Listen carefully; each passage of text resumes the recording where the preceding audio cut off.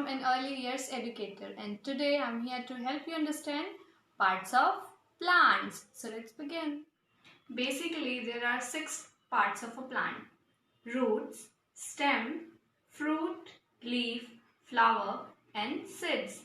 Let's understand the function of each part of a plant. The first part we are going to study about is roots.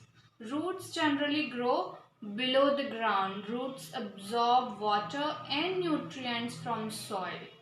The next part is stem. Stem supports the plant and supplies the water and nutrients to all the other parts of a plant. The next part is leaf. Leaves are the green part of a plant, and it helps the plant to prepare their food with the help of sunlight. The next part is the flower. Flowers are the most beautiful part of a plant, and it produces fruits and seeds. Now you all must know which part is this. Yes?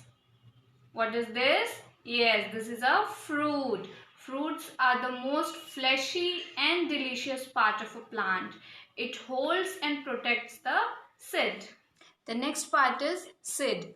Fruit protects the seeds inside them, and seeds then grow into a young plant.